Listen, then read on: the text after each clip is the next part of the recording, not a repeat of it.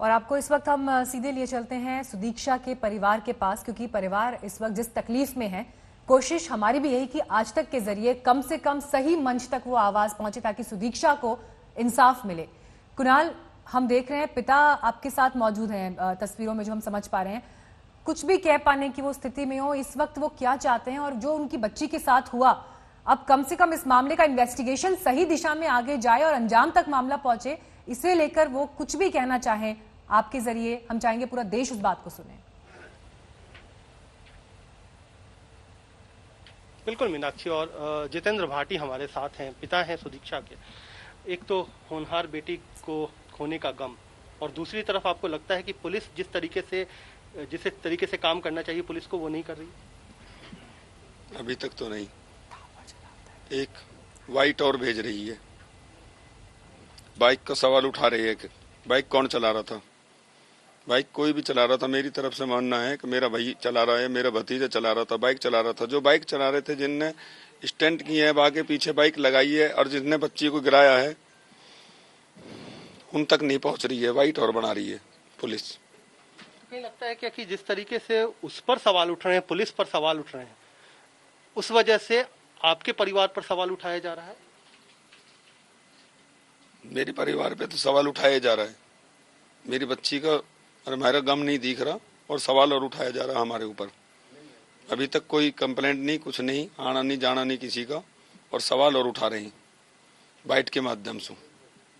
तो क्या लगता है कि पुलिस जिस तरीके से मुस्तैद होनी चाहिए थी इस पूरे मौके पर, क्योंकि सुबह की घटना है, कल सुबह की 9:30 बजे की, लेकिन उसके बाद जो पुलिस का रवैया रहा है, आप उससे किस तरीके से लेते हैं? पुलिस समय पे आई, पुलिस ने शिकायत दर्ज की, पुलिस का क्या कुछ रहा? अभी तक क्या कुछ किया है पुलिस? अभी तक कुछ नहीं है, अभी तक कुछ नहीं है। 24 घंटे से ज्यादा हो गए, पुलिस ने कुछ नहीं किया? कुछ नहीं अभी तक। परिवार से आपसे बातचीत, कुछ जानकारी लेने की कोशिश? कुछ नहीं। लेकिन पुलिस तो बयान दे रही है, खूब दे रही है बयान, वो बहुत सारी बातें कर रही है कि बाइक कौन चला रहा था। तो फिर अगर आपसे बात नहीं हुई है तो फिर ये सब बयान किस आधार पर दिया जा रहा है? अपने पास से दे रही है बयान, हमसे कोई बात नहीं हुई। अच्छा, दूसरी बात है कि जो लोग इस पूरे मामले में आरोपी हैं, 2 लड़के जो कि बाइक चला रहे थे, बुलेट चला रहे थे, पीछा कर रहे थे। अभी मेरी आपके भाई साहब से जो कि बाइक चला रहे थे उनसे बात हुई, उनका कहना है कि वो पहचानते नहीं या उन्होंने देखा नहीं। तो क्या आपको लगता है क्या कि शायद थोड़ा मुश्किल होगा पकड़ना, या पुलिस जानबूझ करके नहीं पकड़ना चाह रही इसलिए ऐसा कह रही है? यहाँ से 60 किलोमीटर दूर है, हम किसको पहचानते हैं? थोड़ा घना चेहरा सामने आएगा जब ही तो पहचानेंगे। फिर गिरे हैं, गिरने के बाद में क्या चेहरा पहचान रहे हैं? वो गिर के भाग गए हैं। तो आपको क्यों लग रहा है कि पुलिस का ये जो रवैया है, ढुलमुल रवैया, ढीला रवैया, किस वजह से? क्या इसको कहीं ना कहीं ये समझ रही है पुलिस की मामला कोई दूसरा एंगल पकड़ ले, कोई दूसरा रास्ता पकड़ ले? जी, वहाँ पे कोई दुकान है, वहाँ दुकान पे उनकी हाई हेलो भी हुई है। वहाँ पे उनकी हाई हेलो भी हुई है। रोड़ी बदरपुर की कोई दुकान है, तो शायद हो सकता है वो जानते हैं उनको। अच्छा मीनाक्षी, इस समय हमारे साथ चाचा भी जुड़ गए हैं जो कि उस समय बाइक चला रहे थे, हम उनसे भी कुछ सवाल करते हैं। ये बताइए सत्येंद्र जी कि आप चला रहे थे बाइक, सवाल ये भी है कि आपका बेटा चला रहा था, ये पुलिस सवाल क्यों कर रही है? आपके हिसाब से कौन चला रहा था? बाइक मैं ही चला रहा था, बेटा बीच में बैठा हुआ था। और हुआ क्या? पूरी घटना अगर सिलसिलेवार तरीके से आप हमें समझाएं। आप यहाँ से कितने बजे से निकले ग्रेटर नोएडा से, क्यों जा रहे थे, कब ये हादसा हुआ? हम सुबह 8 बजे के करीब यहाँ से निकले थे। मुझे लड़के की टीसी कटानी थी और इसको अपने मामा के यहाँ पे जाना था, सुदीक्षा को। यहाँ से हम बुलंदशहर हमने पार किया था। बुलंदशहर पार करने के बाद में 2 लड़के बाइक पे थे, हम तीनों एक बाइक पे अपनी पे थे। तो उन्होंने हमारे आगे पीछे वो स्टार्ट से करने शुरू कर दी, कभी आगे कभी पीछे, कभी तेज चलाते थे कभी मंदी। हमने अभी बाइक अपनी मंदी की थोड़ी सी, वो आगे हमसे आगे निकल गई। आगे निकलने के बाद में फिर उन्होंने थोड़ी मंदी की, मंदी करने के बाद में फिर हम आगे जैसे निकले तो उन्होंने बहुत पीछे से बहुत तेज़ी से आगे एकदम इमरजेंसी उन्होंने एकदम ब्रेक मारी, ब्रेक हमें भी मारने पड़े। ब्रेक मारने के बाद में हम भी दोनों इस तरफ को गिर गए, और हमारी भतीजी सुदीक्षा, वो उसके सर में चोट लगी, वो पीछे की तरफ गिर गई, सर में चोट लगी थी। और कितनी देर बाद पुलिस आई? पुलिस को आपने शिकायत की, क्या किया उस समय? उसके बाद क्या घटना हुई? पुलिस करीब आधे घंटे बाद आई है। मैं उस स्थिति में उस टाइम पे फिर नहीं था कि मैं उनको कुछ बताता, मैं वहाँ पे भी वैसे नहीं था, मैं उस स्थिति में मैं नहीं था, मैं कुछ बता सकता था। अच्छा, अच्छा, पिताजी से एक पूछते बार हैं कि एक होनहार हालांकि बेटी बड़ी तकलीफ जो होती कि है ये पूछते हुए अमेरिका भी में कुणाल पढ़ती है, 20 तारीख को जाना।